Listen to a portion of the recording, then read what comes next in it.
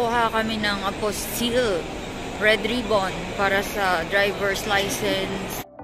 O, trippers.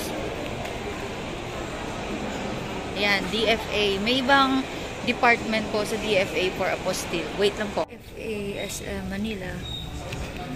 Ayan.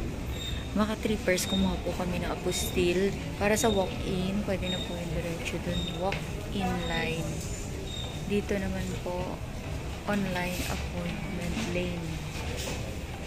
Ayan. Ayan, dito ka trippers, authentication. Meron po sa online appointment lane form. Authentication process. Step 1, verification.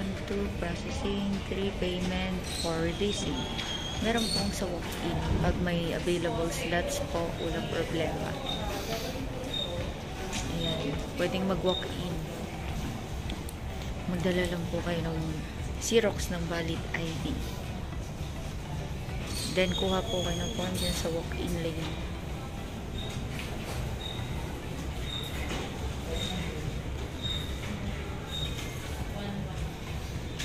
DFA, SM Manila.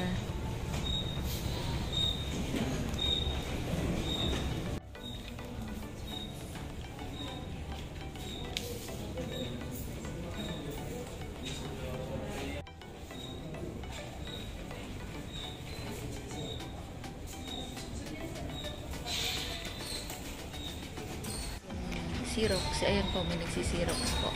Bayad lang kayo. Xerox copier for valid IDs.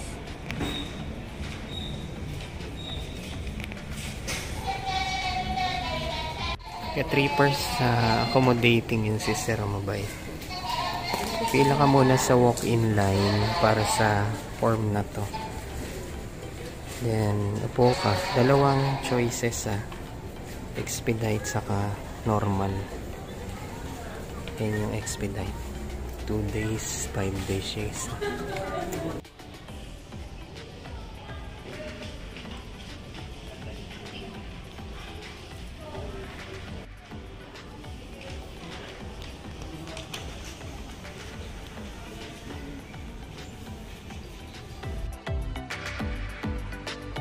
Uy, 39 years old na ako, ka-trippers.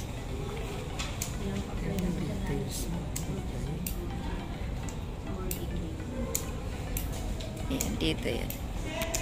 Sa DFA sa Manila, pwedeng mag-walk-in. Cashier, mga ka-trippers. Ayan, may Xerox po dito. Pwede. Sige po. Ayan. Pwede po kayo mag-Xerox. Cashier payment. Dito ang releasing. Cashier po sa kabila. Ayan.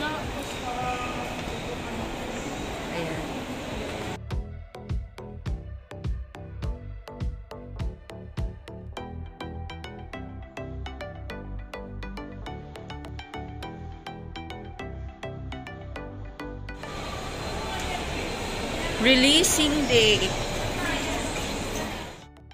Ka-trippers ang use ng apostille para ma-recognize sa other country aside sa Pilipinas. So, pa-apostille nyo na yung mga certificate nyo na needed. DFA SM Manila. Sa apostille section naman to, mga trippers, hindi siya sa passport. Iba po yung sa apostille authentication. So, dito yung kuhaan. Releasing. Ito yung kuhaan.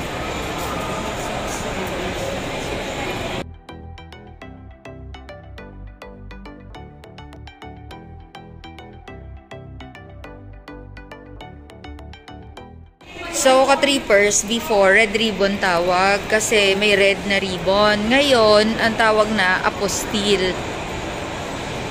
Apostille certificate. Ayan. Done na kami, mga trippers. Uwian time.